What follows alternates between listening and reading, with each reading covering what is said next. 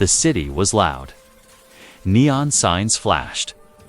Cars moved fast. People walked in every direction. No one looked down. Everyone was busy with their own lives. But on one street corner, under a broken light, sat a woman. She was not human. Her skin was pale blue. Her hair looked like thin silver wires. Her clothes were torn and full of dirt. She sat on a dirty blanket with her knees pulled to her chest. Her hands were shaking. Her lips were dry and cracked, and her eyes. They didn't cry. They just begged. No words came from her mouth. She didn't shout. She didn't ask. She only looked at people with those big, tired eyes. She looked at the food in their hands. Sandwiches, hot drinks, sweet snacks. Her stomach growled, but she made no sound. Some people saw her and walked faster. Others rolled their eyes. A few men stopped and whispered to each other, laughing. One of them threw a coin at her feet, not in kindness, but as a joke. She didn't move. She didn't even touch the coin. She wasn't asking for money. She was asking for food, or maybe just kindness. And then a man stopped. He was tall and quiet. He had a tired face and a thin scar across his right cheek. He wore a brown jacket, old and dusty. In one hand, he held a sandwich half-eaten, wrapped in cheap paper. In the other, a small bag. He didn't speak either. For a moment, he just looked at her. The alien woman slowly turned her head toward him. Her eyes met his. She didn't smile. She didn't flirt. She didn't beg. She just looked like a ghost, like someone who had already given up, but was still breathing. The man knelt down. He didn't say anything. He slowly placed the sandwich in front of her, right on the edge of her blanket. Then he stood up. She blinked. Her hands didn't move. Is it poisoned? She whispered, so soft he almost didn't hear. The man didn't answer. He just placed the paper bag beside the sandwich and turned away. He started walking. She watched him leave. Her hands moved slowly. She touched the sandwich like it was a dream. Her fingers trembled as she unwrapped it. When she brought it to her lips, her body tensed. The first bite made her eyes water. Not because it was delicious, but because it was real. Warm, soft, shared. She chewed slowly. Tears falling down her cheeks. For the first time in weeks, her stomach didn't hurt as much. For the first time, someone had given without asking something back. She wasn't treated like trash. She wasn't asked to sell herself. She was just seen. The man had disappeared into the crowd. But she would never forget the scar on his face, or the silence that felt kinder than 1,000 fake smiles. She held the sandwich close and looked up at the sky. It was cloudy. Cold wind blew down the street. Her lips moved. Thank you. But the wind carried her words away. Behind her, a small security camera blinked red. Somewhere far away, someone was watching. Someone who knew who she was, and someone who was not happy that she had survived. But for tonight, under a broken light, a starving alien woman ate in peace for the first time in a long time. The man with the scar didn't look back after giving her the sandwich. His boots hit the cold pavement as he walked through the noisy streets. Lights flashed. Horns honked. But in his ears, only silence lived. For years, he had lived alone. He didn't care about the city or its people. But something about those alien eyes stayed in his mind. Eyes that had given up hope but still watched the world. She had not begged. She had not spoken. Yet her eyes screamed louder than words. He walked another block, then stopped near a vending machine. He took out a small packet of juice and held it for a second. Then he sighed and threw it into his bag. He wasn't sure why he cared. He wasn't even sure what she was. She could be dangerous, a thief, or worse. But something told him. She was just hungry. Back under the broken light, the alien woman finished the sandwich slowly. Every bite felt like warmth returning to her body. Her hands stopped shaking. Her heart still hurt, but her stomach stopped screaming. For a moment, she just sat in silence. Breathing softly, no one else gave her anything. No one asked her if she was okay. Only he had stopped, and he hadn't laughed. She stood slowly. Her legs were weak, but she pushed herself up. The sandwich gave her enough energy to move. She looked down at the paper wrapper and the small paper bag. Inside was a juice box. She gasped. He had left it without saying a word. She looked at the busy street. Her eyes searched the crowd, but he was gone. Still, her feet began to move. She followed the direction he had gone, her body stumbling from weakness. Step by step, she walked. She didn't know why. She didn't even know what she would say if she found him.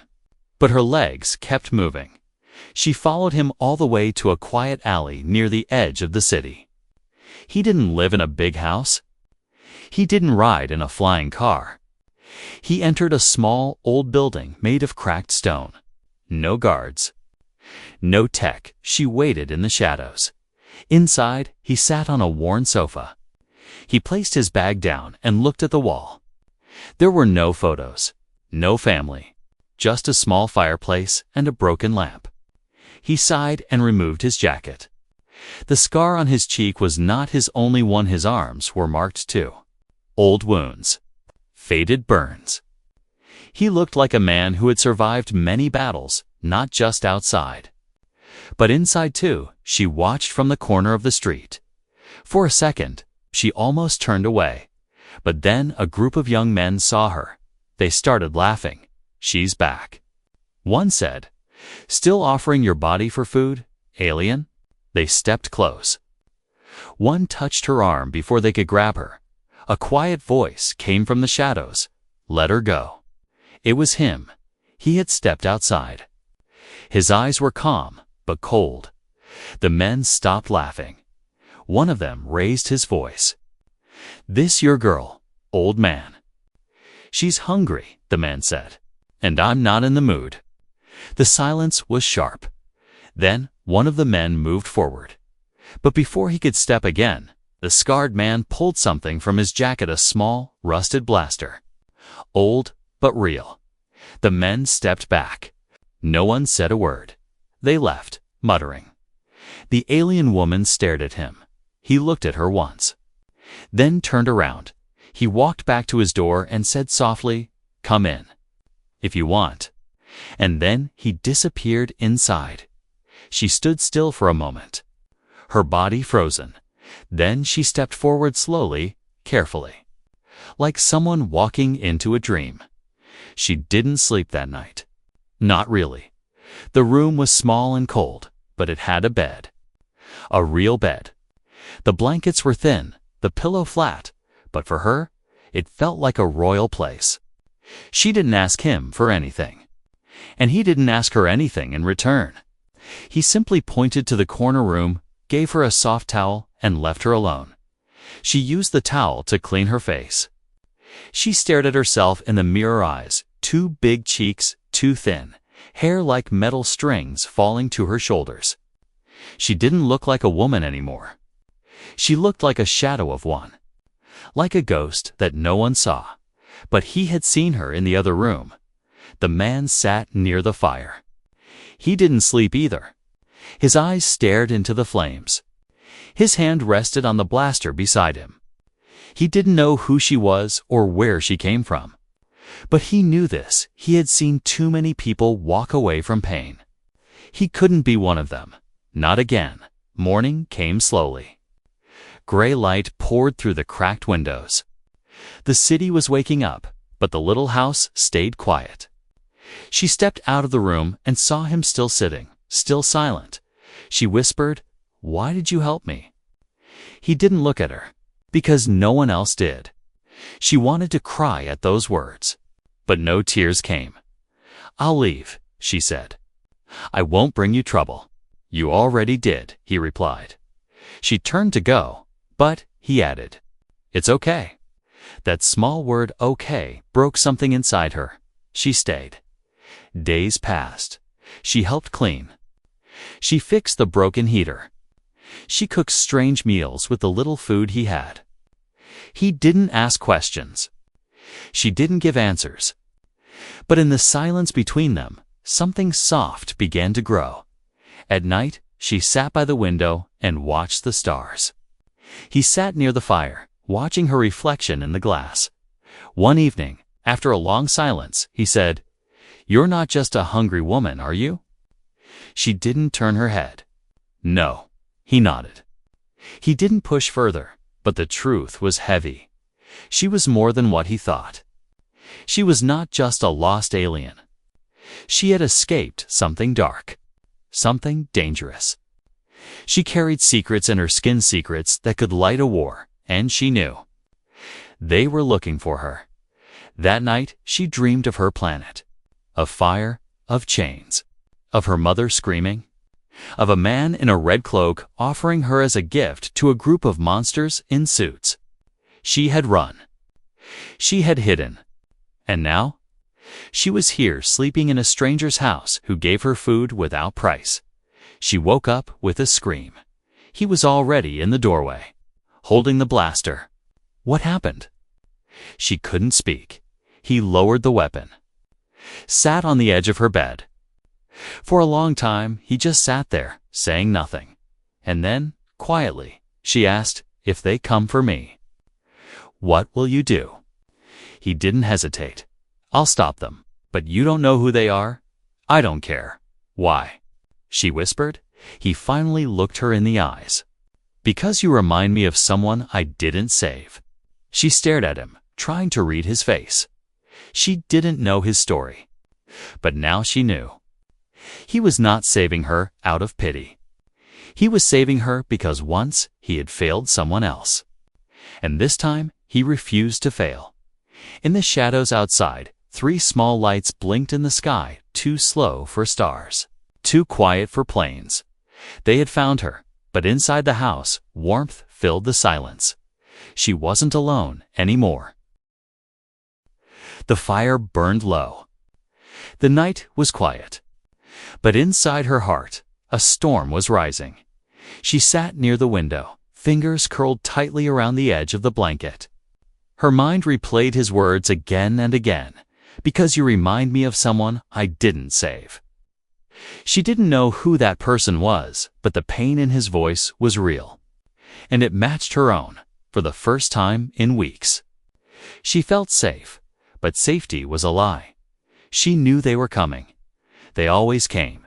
She looked down at her old jacket, the same one she'd worn through alleys, streets, and garbage heaps. It smelled like dirt and rain. But deep inside the lining, under a hidden fold, was a thin black card. She had kept it close to her skin for protection. But now it burned like fire. She pulled it out. Slowly, the surface of the card shimmered. A royal seal blinked to life. Not. Many would recognize it, but those who did would. Kneel. It was the diplomatic sigil of House Manathatha, lost bloodline of the Celestial Council. A family believed to have died in the Purge War. A family worth billions in trade ships and political power. She was not just a refugee. She was the daughter of a galactic diplomat, a hidden heir, a living key to something that could change entire governments. And now, a wanted prize. The man didn't know this. Not yet. He was outside, cutting old wood near the back of the building. His hands were rough, his breath steady. He didn't hear the soft hum above the clouds.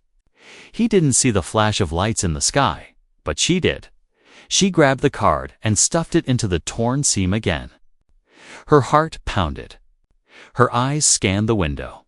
She had only days left, maybe less. They were tracking her. She stood up and walked to the small kitchen where he had left a bowl of soup. She didn't eat it. She just stared at it. Her stomach was too tight. He came back inside, wiping sweat from his neck. "You didn't eat," he said. She shook her head. Not hungry. He looked at her carefully. Something wrong? She almost told him everything right then. Almost, but fear held her tongue.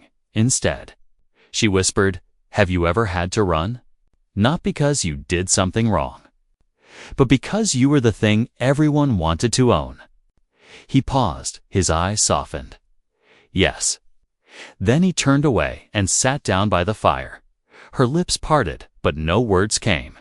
This man. He understood more than she thought. Later that night, after he fell asleep in his chair, she crept back to the window. The sky had changed. A strange triangular shape hovered far in the distance, high above the city. It looked like a small cloud until the lights blinked blue. Her breath caught. They were here. She turned away from the glass and slid down to the floor, holding her knees to her chest. She didn't want to run anymore. She didn't want to hide. But if she stayed, he would be in danger, and that was something she couldn't allow. He had given her food, a place to rest. He had asked for nothing. Now, she owed him everything. She reached into her jacket and took out the card once more. With a trembling hand, she placed it beside his sleeping body. "Right on the small table," she whispered, "when they come. This will explain everything." Then she quietly opened the door and stepped into the night. The cold wind slapped her face, but she didn't look back. The night was colder than usual. She walked through the dark streets with no destination. Her feet hurt. Her hands were shaking again. But it was not because of hunger, it was fear. She had left the only safe place she had known in weeks. She didn't want to put him in danger. But her heart felt heavy, like she had left a piece of it behind. Behind her, the sky blinked again, blue lights, slow and cold. They were here. They had tracked her signal. Maybe through the diplomatic card. Maybe through something else she didn't understand. But she had run long enough to know the signs. She was being watched. She found an old bench under a broken roof and sat there. The wind made her eyes water. She thought of the man again, his scar, his silence, his kindness. And she thought of the warm soup he made. He didn't even ask her name, but she had seen the sadness in his eyes. He had lost someone too, and now she had walked away. Just like that person must have. Her stomach twisted. Not from fear. From guilt. Back at the small house. The man slowly opened his eyes. The fire was almost dead. He stood up, stretched his back, and looked at the table. That's when he saw it. The card dot, it glowed faintly. He picked it up. A strange symbol appeared, a royal emblem from a system he once fought in. He had seen this mark before. During his time as a soldier, he froze. "House Myanathi," he whispered. His heart dropped. He had heard stories about the last daughter, the one who escaped during the purge. The galaxy believed she was dead. Some said she was sold. Others said she vanished into deep space. But she was here, and she had left him this card. He ran to the door and stepped out into the cold. She didn't even tell me her name. 3 blocks away, she stood again, ready to keep moving. But before she could take a step, a familiar voice echoed behind her. "You forgot something?" She turned. He stood there, holding the glowing card in one hand, and a coat in the other. Her eyes filled with tears. "I didn't want to endanger you," she said softly. "You already did," he replied. She looked down. "But I don't care," he added. That made her lift her head. He walked up to her and placed the coat around her shoulders. "You're freezing." I can't go back with you," she said. "They're coming. I know." "Then why?" He looked at her, his voice calm and deep. "Because when the world stopped caring about you, I did." Back in the house, she placed the card back in her jacket. She sat on the same bed as before, now with warmer blankets. He stood near the door, watching the night sky from the window. You knew what the card meant? She asked. I fought in the war, he replied. I lost friends. Good ones. She looked at him, afraid. Do you hate what I am? He turned around. I don't hate survivors. She didn't know how to respond, so she just whispered, Thank you. He nodded, but outside, the ships were already getting closer. They had found her again, and next time, they wouldn't come quietly. The morning was too quiet, the kind of quiet that only comes before something breaks. She stood by the window, holding a warm cup in both hands. Steam rose into her face, but she didn't feel the heat. Her eyes were fixed on the horizon. Something in the air had changed. The wind smelled different. The birds had stopped singing. Behind her, the man tightened the straps on his old leather belt. The rusted blaster was tucked at his side. He had already loaded it, cleaned it, checked it twice. They're coming today, she whispered. He didn't answer. She turned to him. You should leave. You still can. He gave her a tired look. I've been running my whole life. This time, I stay. But you don't even know me, she said, her voice shaking. You don't know what they'll do. I don't need to know, he said. I saw what they did to you. Just before noon, the sky cracked. A low, humming sound rolled over the city like thunder underwater. People on the streets looked. Up, a ship broke through the clouds, black, sharp, and silent. Then another, and a third, triangular vessels with glowing blue eyes. Government agents, mercenaries, hunters. She didn't know anymore. The line had blurred a long time ago. Inside the small house, he moved fast. He opened an old drawer and pulled out something heavy, an old combat beacon. He slammed it into the wall. What is that? She asked. Insurance, he said. I fought in their war, remember? I stole a few gifts. A weak energy shield blinked around the house. Not strong, not fancy, but enough to give them a few minutes. They'll break through that, she said. They always do. He nodded. But we'll make them bleed first. She looked at him like he was crazy. You'll fight an army. For me? He turned to her with steel in his voice. I'm not fighting for you. I'm fighting with you. Her throat tightened. No one had ever stood with her before. Outside, the lead ship hovered closer. A robotic voice rang across the street. You are harboring a fugitive of galactic value. Hand her over, and your life will be spared. The man stepped outside the door. He stood tall, the wind pulling at his coat. He looked at the ship like it was just another problem to solve. I know you can hear me, he said, loud and clear. She's not yours. A moment of silence. Then the ship fired. A blast of blue light struck the shield. The house shook. The street cracked inside.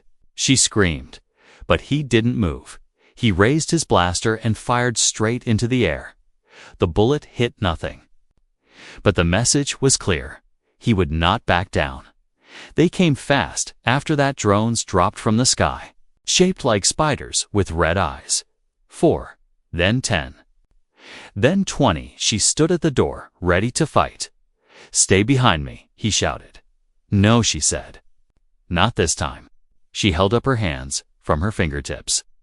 Soft white light began to glow. He looked at her in shock. I didn't tell you, she said. I'm not just a diplomat's daughter. I was trained to protect royal blood. The drones charged. She raised both arms. A wave of light burst forward, slamming into the front line. They exploded in sparks. He fired his blaster. She raised shields. Together, they stood at the doorstep of a broken house and turned it into a fortress. By the end of the hour, smoke filled the sky. Dead machines lay scattered across the street. The main ship floated above them, silent. Then, it turned and vanished into the clouds' retreat. They had won. For now, she fell to her knees, breathing hard. He rushed to her side. "You okay?" She looked up at him. "You stayed." He nodded. "Told you I would." And for the first time, she smiled. Not because the danger was over, because someone had burned the sky for her. Smoke still rose from the streets. Metal parts from the fallen drones lay scattered like broken toys. The cracked pavement glowed where the energy blasts had struck. The small house stood barely upright, walls scorched. Windows shattered, but it was still standing. Inside, she sat beside the man, her breathing slow, her fingers still glowing faint white. They had survived, but both knew it wasn't over. He placed a cloth on her wounded arm. "You held back," he said softly. She nodded. "If I used my full strength, it would have drawn the high circle's attention." He looked at her carefully. "Is that worse than what we just faced?" She didn't answer. Her silence was enough. The next day, word spread. A local news drone had recorded everything: the ships, the drones, the light, the stand. The video hit the internet like fire. At first, no one believed it. But then, someone recognized the symbol on the glowing card. And someone else confirmed her face matched the missing royal girl in less than 12 hours. Her name was back on every screen. Nayla Manathi, the lost heir, the silent flame, the one who vanished after the purge. War, and the man who stood beside her, he was called the Scarred One by net users. No ID, no name, no records. But now millions knew his face. The man who stood against ships with nothing but an old gun and a promise. She sat beside the fire as more messages poured in, offers of rescue, demands for surrender, warnings of danger. "Everyone wants something now," she said. He didn't respond. "They didn't care when I was hungry, when I was broken, when I had to offer my body just to stay alive." She looked at him.